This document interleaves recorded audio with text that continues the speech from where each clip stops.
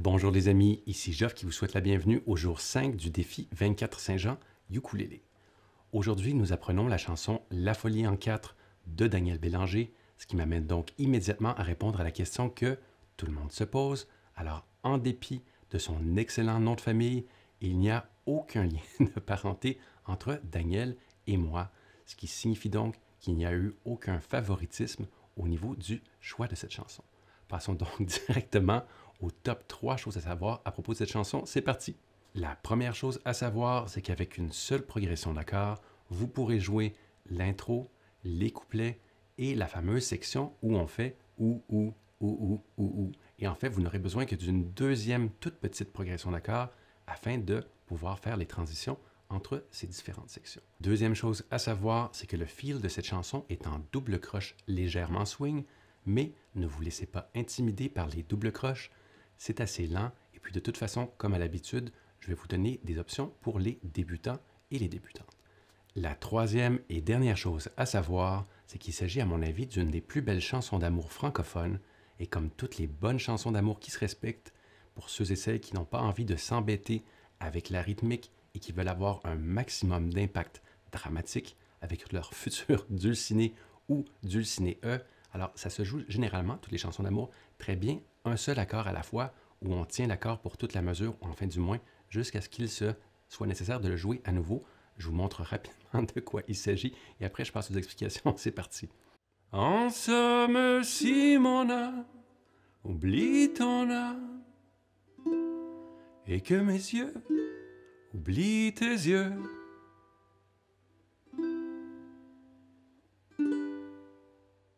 parlons tout d'abord de la rythmique principale de cette chanson.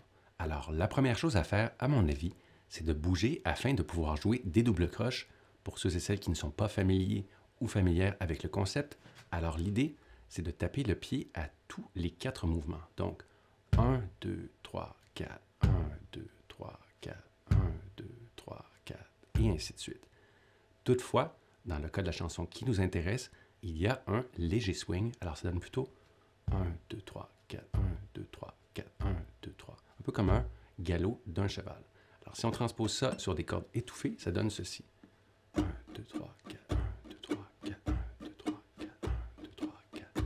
Ou en anglais, pour ceux et celles qui sont plus familiers ou familières avec la chose, c'est donc 1 EN, a 2 EN, a 3 EN, a 4 EN, a 1 EN.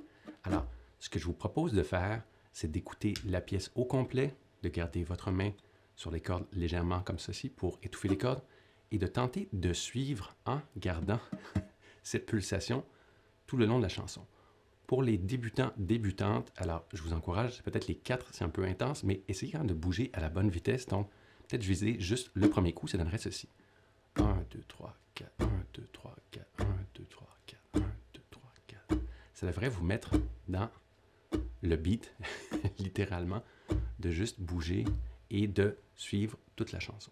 La deuxième chose à faire, lorsque vous êtes bien réchauffé à bouger en double croche légèrement swing, c'est de vous attaquer à la rythmique principale.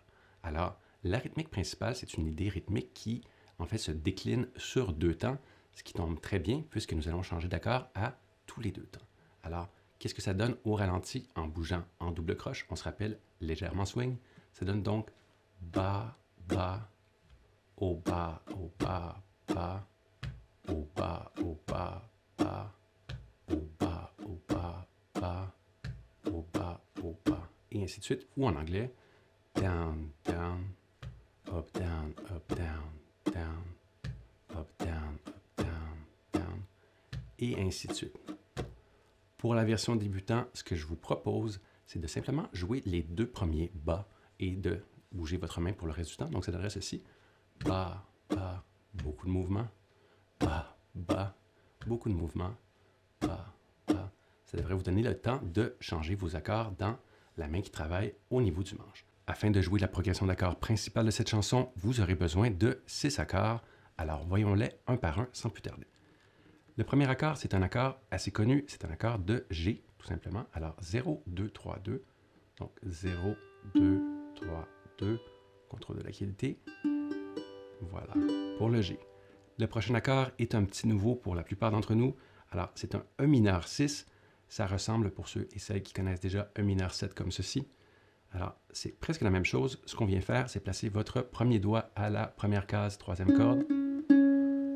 Et en plus d'avoir ce doigt en place, on vient placer votre troisième. Ça pourrait être votre deuxième, ça dépend de votre étirement et de la taille de votre ukulélé, ainsi que de la forme de vos mains.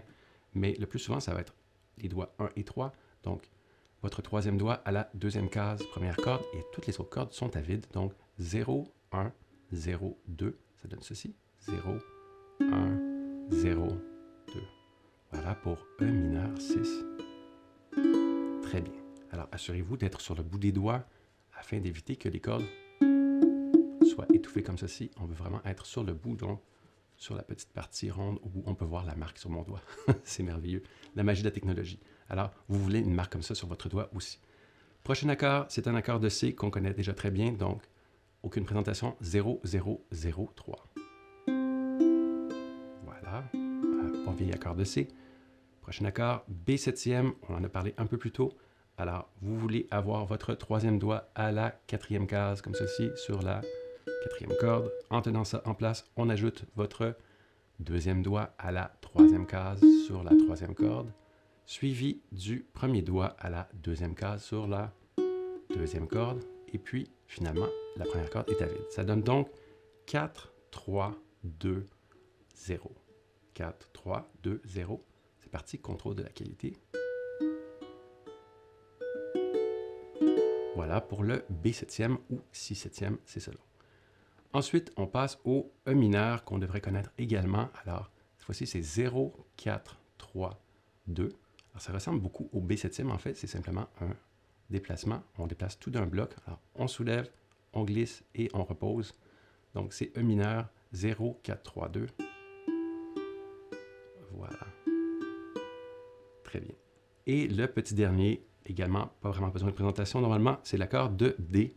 Alors, on se rappelle qu'il s'agit de 2 ici, avec l'index, tandis qu'on tient ça, un autre 2 avec votre second doigt sur la troisième corde, et finalement, un dernier 2 avec votre troisième doigt, deuxième case, deuxième corde, la première corde étant à vide. Alors, le secret pour un D réussi, vous devez pivoter afin que vos doigts prennent moins d'espace. Alors, voilà, un bon pivot comme ceci. Pour ceux et celles qui préfèrent, vous pouvez également le faire avec ces trois doigts ici. C'est peut-être plus facile, ça dépend de vos mains et de votre ukulélé. Donc, ça fait le tour des 6 accords de base. Voyons maintenant les transitions entre les accords plus spécifiquement. Alors, comme on disait, on commence sur un accord de G. Donc, pour passer au E mineur sixième, ce que je vous propose, vous allez soulever votre doigt du milieu ici et tout simplement, vous allez glisser vers le bas. Donc, je le refais. J'étais ici, je soulève, en fait, je peux soulever mes deux doigts ici, je glisse et je viens déposer mon troisième doigt. Alors, entraînez-vous plusieurs fois jusqu'à ce que ça soit fluide. L'important, c'est de rester relax au niveau de la main. Voilà, peut-être en grattant.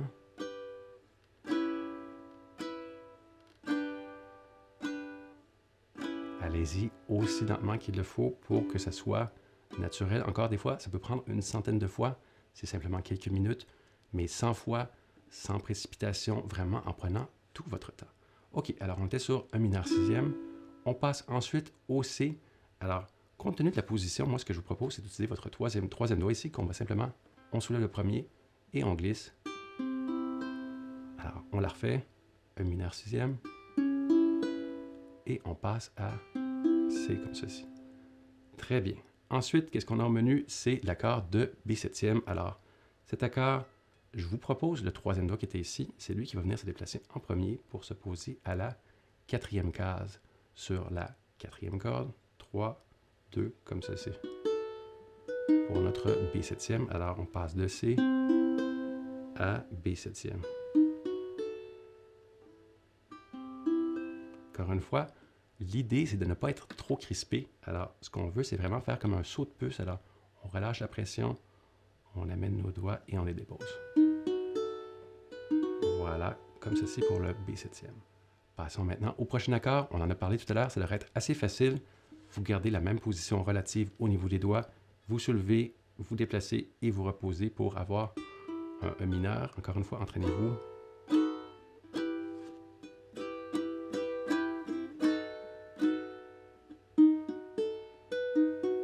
Voilà pour la transition de ces deux-là. Alors, ça fait le tour des transitions. En fait, en réalité, c'est faux parce qu'il faut retourner à G. Donc, vous étiez ici à D. Le truc pour retourner à G, alors ce qu'on va faire, c'est qu'on va soulever ce doigt ici, le troisième. On va prendre nos deux doigts, on va venir les déposer. On peut garder le pivot, en fait, c'est ce qui est bien avec cette transition. Et on vient déposer les deux doigts, on ajoute ce doigt-là. Idéalement, ce serait les trois en même temps, mais juste pour vous donner un petit truc de transition, alors on se pratique à passer de D à G, qui, encore une fois, est un changement d'accord assez commun.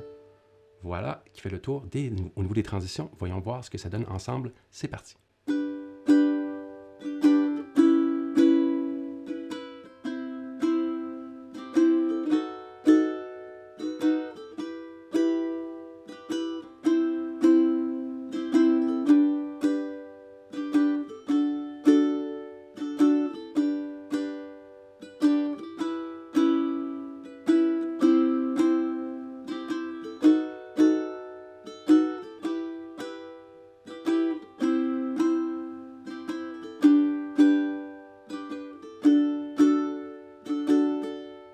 Pour ce qui est de la version débutant, ça donne ceci.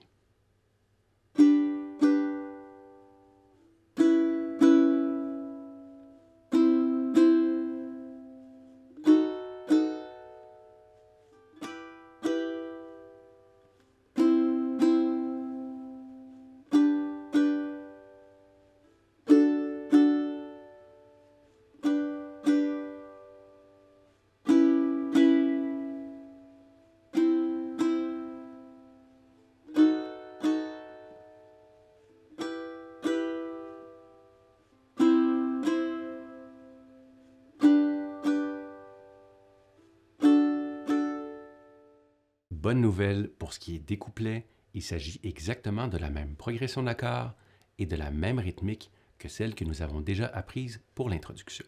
En fait, pas tout à fait, puisqu'à la toute fin, pour les deux dernières mesures que j'ai appelées affectueusement la section tag, alors vous savez, la portion qui fait qu'un de ces quatre, qu'un de ces jours, la folie.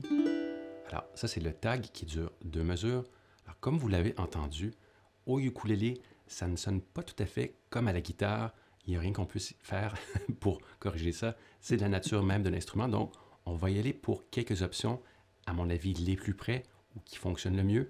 Mais il faut s'y attendre, il faut s'y faire. Ça ne sera pas tout à fait pareil comme à la guitare puisque c'est un ukulélé et c'est pour ça qu'on l'aime. Donc, on a besoin de 2 nouveaux accords. En fait, peut-être plus selon votre niveau actuel. Donc, le G qui est le premier accord du tag, vous le connaissez déjà. L'autre accord, c'est un G majeur 7. Alors, il suffit d'avoir 0, 2, 2, 2. Ça peut se faire avec un mini barré comme ceci. Ou encore, un peu comme on fait un accord de D. Voilà pour le G majeur 7. Ensuite, on suggère un E mineur 7. Alors, le plus simple, c'est 0, 2, 0, 2. 0, 2, 0, 2. C'est le plus connu. Comme ceci, votre index vient se placer ici, et votre second doigt se place à la deuxième case, première corde. Donc, deuxième case, troisième corde, et deuxième case, première corde, et on vérifie que toutes les cordes sonnent bien 0, 2, 0, 2. Si vous en êtes capable, personnellement, alors moi j'ai des petites substitutions à proposer, plutôt que faire un G majeur 7. Alors si je joue le G majeur 7 comme ceci, je vais plutôt mettre l'emphase sur ces 3 cordes ici, plutôt que de faire sonner celle-ci. Ou encore, ce que j'aime bien faire, c'est une substitution d'accords. Je vais carrément jouer un B mineur, donc 4, 2, 2, 2. C'est pas tout à fait le même accord, mais ça sonne très bien. Alors, G, B mineur, voilà, comme ceci. Et pour le troisième accord, je fais également un E mineur 7, alors, mais pas comme ceci. Moi, ce que je vous proposerais plutôt de faire, ça ressemble beaucoup à la même forme que vous utilisez si vous êtes familier ou familière avec l'accord de D mineur septième. Mais cette fois-ci, on va utiliser cette forme-là un peu plus loin sur le manche. Alors, on va l'utiliser à la quatrième case. Donc, ça ressemble à ceci. 4, 4, 3 et puis 5. Voilà, je vais me tourner un peu.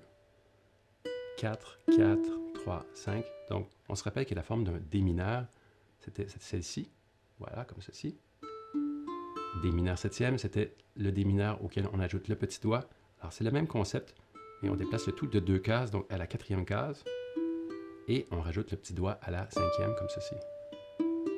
Je trouve que ce voicing de Mi mineur septième est nettement plus difficile à jouer, c'est vrai, mais ça sonne très bien pour cette section qui est, on se rappelle, qui est un de ces 4, qu'un de ces jours, la folie. Je trouve que ça rajoute un petit quelque chose, mais ça fonctionne très bien avec qu'un de ces 4. On met l'emphase sur les 3 cordes ici. Qu'un de ces jours, la folie. Ça fonctionne aussi très bien. C'est une question de goût rendu là. Donc, voyons maintenant du côté des transitions comment ça fonctionne. C'est parti. Alors, commençons par le G qu'on a vu tout à l'heure. Donc, pour passer du G au G majeur 7, le plus simple, si vous êtes capable de faire le barré, c'est tout simplement de soulever les 2 doigts ici et de venir barrer. Ça vaut la peine de s'entraîner à faire ce passage. Autrement, le plan B, alors on soulève, on garde ce doigt-là en place parce qu'il va rester là. On va peut-être le glisser légèrement afin de faire de l'espace et on va venir pivoter pour laisser la place à vos doigts. Ça vaut la peine encore une fois de se pratiquer. On peut voir qu'on part de presque pas de pivot ou un pivot très léger. Ça dépend de votre position préférée. On va glisser et on va pivoter davantage pour le G majeur septième comme ceci. Très bien. Une fois que vous y êtes, alors pour le E mineur septième, ça ne pourrait pas être plus facile. Vous n'avez qu'à soulever ici votre, et oui, il s'agit bien de votre 2e doigt, votre majeur, et tout simplement. L'idée, c'est de programmer votre main en faisant pas trop d'erreurs ou qu'il n'y ait au moins pas de stress afin que votre main prenne en confiance. Et oui, vous avez bien entendu, votre main a une image de soi, donc il faut bien s'en occuper, protéger votre motivation, je ne le dirai jamais assez.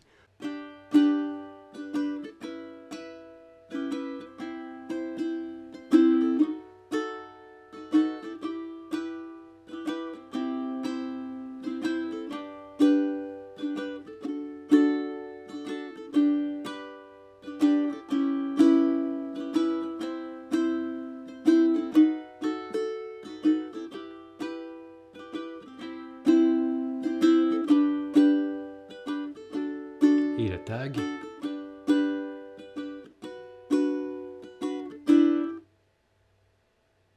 Pour la version débutante, ça donne ceci. E mineur 6, C, B septième, E mineur, C. Bien entendu, si vous avez besoin d'aller plus lentement que moi, il n'y a pas de souci, c'est juste aux fins d'exemple. Et D. On refait ça une 2e fois. G. Je vais ralentir, tiens. C. B septième. E mineur. C. G. Et puis D. On passe au tag bientôt. Alors G. G majeur 7 et E mineur septième une fois et on étouffe. Et là, on arrête parce que ça signale la prochaine section qui est les fameux ou. Dernier petit détail, pour ce qui est du 3e tag, celui qui est donc situé après le 3e couplet, vous aurez besoin d'ajouter un accord au tag pour cette seule fois uniquement afin de pouvoir dire la phrase « Je t'aime ». Alors, pour dire « Je t'aime », vous aurez besoin d'un accord de G, ce qui tombe sous le sens « ma foi ». Alors qu'avant qu'un de ces jours, la folie, E mineur 7, on laisse passer les 3 autres temps et je t'aime avec le G tout simplement. Avant de repartir sur une dernière ronde de ou. En terminant, je ne sais pas si vous êtes comme moi, mais il y a vraiment plusieurs autres chansons de Daniel Bélanger que j'aurais aimé voir avec vous. Sèche tes pleurs, Fou n'importe où, Désespéré. Enfin bref, je vous invite à me faire part de quelles sont vos chansons préférées de Daniel Bélanger. Qui sait, peut-être nous pourrons les voir ensemble une fois que le défi 24 Saint-Jean ukulélé sera terminé. Sur ce, j'ai hâte d'entendre vos versions de cette chanson et on se revoit demain pour une chanson de Monsieur Johnny DeWolf. Bye tout le monde!